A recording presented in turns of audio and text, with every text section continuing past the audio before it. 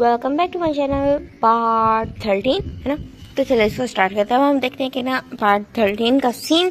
यहाँ पे हम देखते हैं सीन एक मैरिज वेन्यू का, जहाँ पे ना जो वीमेन खड़े होते हैं, चुपचाप खड़े होते हैं एंड उनके सामने जंकू खड़े होते हैं, जिससे उन दोनों की ऑलरेडी मैरिज हो चुकी थी। मीन्स यहाँ पे हमारे वीमेन को की मैरिज हो चुकी है एंड वो बस देख रहे थे, जंकू की तरफ देखते हैं। जो जंकू बिल्कुल चुपचाप खड़ा था, कोई उसमें मूवमेंट नहीं, कोई रिएक्शन नहीं था, कोई स्माइल नहीं थी, कोई कुछ भी नहीं था। वो बिल्कुल ब्लैंक फेस लेके खड़ा था एंड दोनों बस उस जंकू की तरफ देख रहे थे एंड जंकू के फेस पे कोई एक्सप्रेशन नहीं था।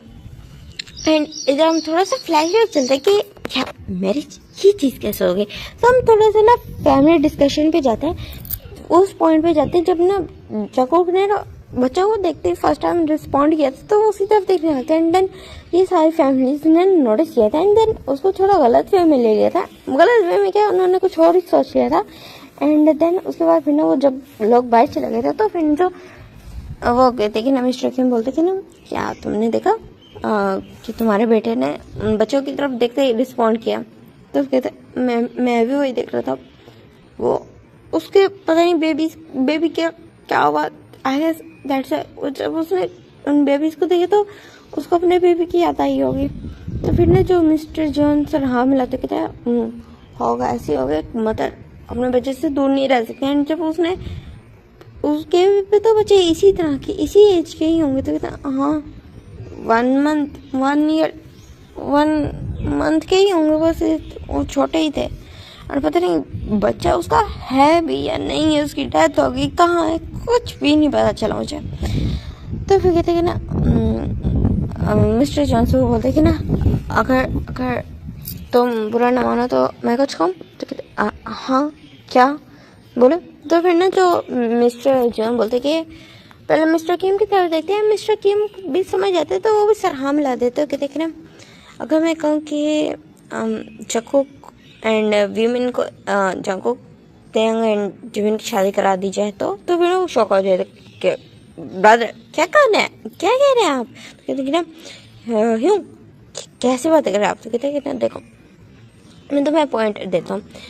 एक्चुअली देखो जंकू तुम्हारे सामने है, जंकू की बच्चे की पता डेथ हो चुकी है, कहाँ है कुछ भी पता नहीं है। एंड जो वीमेन है वो बच्चे को नहीं संभाल सकते, वो फुल टाइम बच्चों के साथ नहीं रह सकते, को दोनों ऑफिस जाते हैं एंड देन वो बच्चों को नहीं संभाल पाएंगे एंड को उनको बिल्कुल पता ही नहीं है। एंड जो जंकू का वो प्रेग्नेंट रह चुका था, उसको बच्चों के बारे में कुछ ना कुछ पता होगा एंड उसका बेबी पता नहीं कहाँ है। तो इस तरह वो उन बेबीज को भी अच्छे से संभाल पाएगा, कुछ उसको इस बारे में पता है। एंड देन उसके बच्चे की जो कमी है वो पूरी तो नहीं हो पाएगी, लेकिन एक उसका माइंड डाइवर्ट हो जाएगा। एंड जहाँ तक पता है वीमिंग की, तो वो बच्चों को बिल्कुल ना संभाल सकते हैं ना समझ सकते हैं, वो बिल्कुल नहीं पता है। और जंकू ऑलरेडी एक मदर था जो भी है, तो वो बच्चों को संभाल पाएगा। तो इसलिए मैं चाहता कि अगर उन तीनों की शादी करा दे तो ऑलरेडी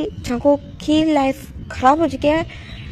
पता नहीं उसके साथ क्या हुआ है, क्या कोई बॉयफ्रेंड था उसका, कोई पार्टनर था या कोई लवर था या किसी ने गलत किया उसके साथ, कुछ गलत किया या क्या था, क्या कोई ड्रंकन मिस्टेक थी, कुछ भी था, कोई भी नहीं पता। एंड ये चीज़ अगर जंकू के लिए कोई पार्टनर ढूंढा जाएगा एंड उसको पता चली तो जंकू से शादी कौन करेगा। एंड जंकू को इसके लिए टॉन्ट भी किया जाएगा, उसको डिसरिस्पेक्ट भी किया जाएगा। एंड अगर इस तरह का पॉइंट है तो अगर वीमेन उससे शादी कर ले तो हर चीज़ सेट हो सकती है। मीन्स उनको एक पर्सन मिल जाएगा जो उनके बच्चों के अच्छे से टेक केयर कर सकता है एंड इन रिटर्न वीमेन उसका ख्याल रखेंगे। वीमेन तो तुम लोगों के सामने के बच्चे हैं, तो वो जंकू को बिल्कुल भी बुली नहीं करेंगे, तंग नहीं करेंगे।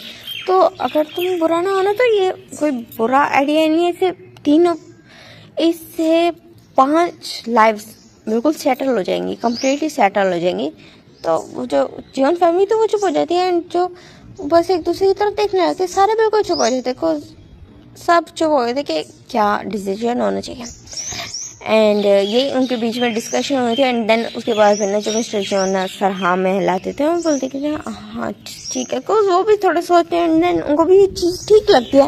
वो भी सच में जंगों के फ्यूचर को लेके बहुत ज़्यादा परेशान थे। एंड देन अगर वो ये पॉइंट आते तो वो सोचते कि ना अगर ये ऐसा हो जाए तो ठीक है, उनका खुद का बेटा भी हील हो जाएगा इस तरह से, क्योंकि उसको भी उसके चाइल्ड की कमी पूरी हो जाएगी ना। यहाँ पे तो दो चाइल्ड है तो जो को अच्छे से उनको संभाल भी सकता है। एंड हो सकता है वो अपने डिप्रेशन से भी बाहर आ जाए, अपनी एंजाइटी, अपने डिप्रेशन, अपने स्ट्रेस, इस चीज़ से वो बाहर आ जाए। एंड हो सकता है उनका बेटा नॉर्मल हो जाए। तो वो दैट्स इसी टाइम पे ना वो थैंक यू बोल रहे थे एंड देन सब अंदर आ जाते हैं।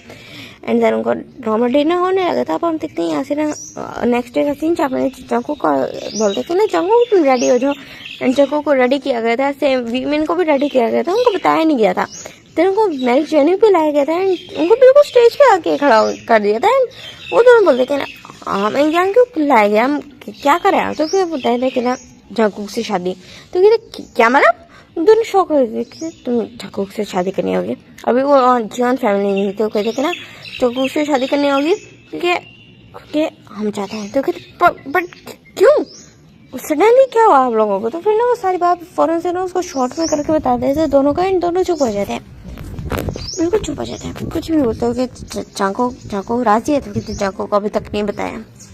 तो फिर ना वहाँ पे ना फौरन से ना मिसेस किम आती है। मिसेस किम एंड मिसेस ना पार्क आती है। कहते हैं चाको बोलते तो गुस्सा हो गया, बोलते तो आउट ऑफ कंट्रोल हो गया, प्लीज चलो किसी की बात नहीं सुनना। जब उसको पता चला कि शादी उसकी हो रही है, इन दोनों से हो रही है, बिल्कुल भी अपना आप को कंट्रोल नहीं कर पाया। एंड देन इस चीज़ को ना जो वीमेन थे वो और भी ज़्यादा मिसअंडरस्टूड कर लेते थे कि जको उन दोनों से नफरत करता है। वो इस वजह से बहुत ज़्यादा इस तरह का रिएक्ट कर रहा है। एंड वो लोग चुप रहते हैं। एंड जो वो दोनों भी बिल्कुल भाग के ना वहाँ आ जाते हैं ड्राइंग रूम में, उस रूम में आ जाते हैं, ब्राइडल रूम में आ जाते हैं। एंड जंगल तो हर चीज़ को थोड़ा तो बहुत ज़्यादा गुस्सा हो गया था, आउट ऑफ सडन वो बहुत ज़्यादा ब्लास्ट हो गया था। एंड बहुत ज़्यादा चीख रहा था, चिल्ला रहा था, उसका बिल्कुल जो गुस्सा था वो बिल्कुल चढ़ चुका था।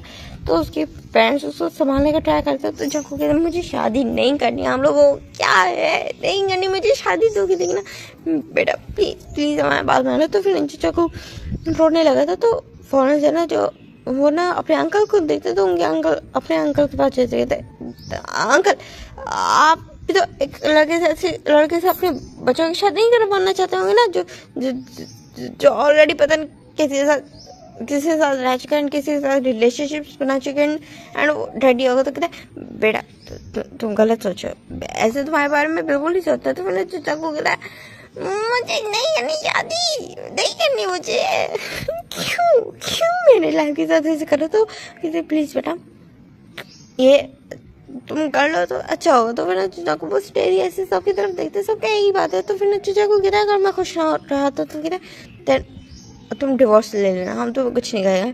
तो फिर ना चंको को ना बस उनकी तरफ देखते हैं, चुप कर देता है। एंड देन इसी शर्त पर उसने शादी की थी कि वो डिवोर्स ले लेगा। उसने ये सोच लिया था कि वो डिवोर्स ले लेगा।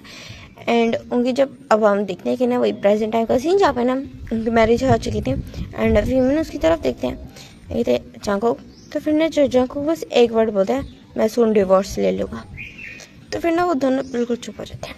अब वो बोलना चाहते कि जब क्या तुम हमें कोई चांस दोगे मैरिज के लिए, या इस मैरिज को कोई चांस दोगे। बट जब ये बात सुनते ही उनको रिप्लाईज ऑलरेडी मिल चुके थे, उनको ऑलरेडी आंसर मिल चुका था कि जाको नहीं देगा, इस मैरिज को चांस बिल्कुल नहीं देगा। एंड वो दोनों बिल्कुल चुप हो जाते हैं।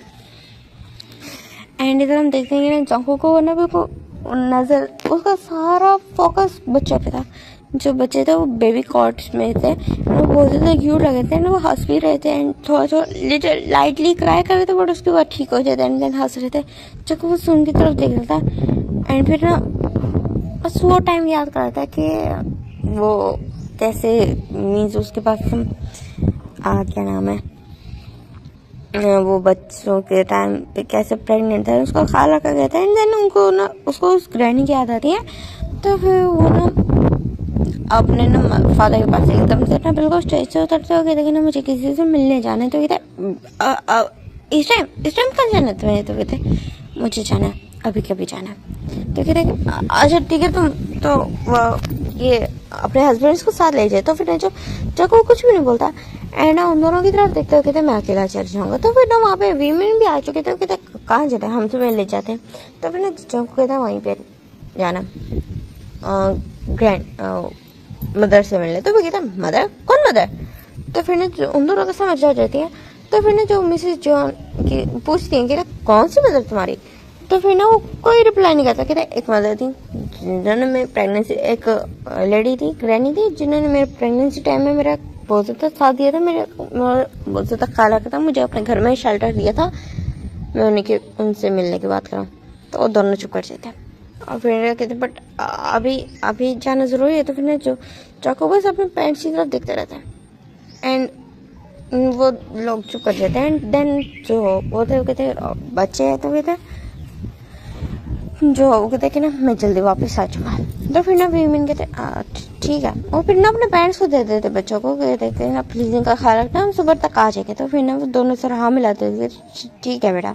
एंड जको की बात ही कोई टालता भी नहीं है। एंड जंको को वहाँ से ले जाया जाता है एंड जको बिल्कुल चुपचाप सारा टाइम बिल्कुल कार की बैक सीट पे बैठा रहता है, चुपचाप बैठा रहता है ना नीज को ना होल्ड करके एंड बिल्कुल बस बाहर की तरफ देख रहा है। वो तो ना उसको देख रहे थे। जंगूक से पूछे जंगूक तुम्हें भूख लगी है, कुछ खाना है, कुछ ले दे, लेकिन जंगूक कोई रिप्लाई नहीं करता उन दोनों को। तो फिर ना वो दोनों बस एक डीप ब्रेथ लेते हैं एंड देन वो ना उसी विलेज पे पहुंच गए थे। एंड जंगूक जैसे ही वहाँ आते तो उस ग्रैनी की तरफ देखते हैं एंड वो कहते हैं मदर। तो फिर ना वो उसकी तरफ देखते हैं, स्माइल करते हैं, काफ़ी ज़्यादा वीक लग रही थी। तो कहते हैं आप ठीक नहीं है ना, आपने अपना ख्याल नहीं रखा? तो कहते हैं ऐसी बात नहीं है बेटा, मैं ख्याल रखती, बस मेरी उम्र होगी। तो कहते मेरे साथ वापस चल रही है।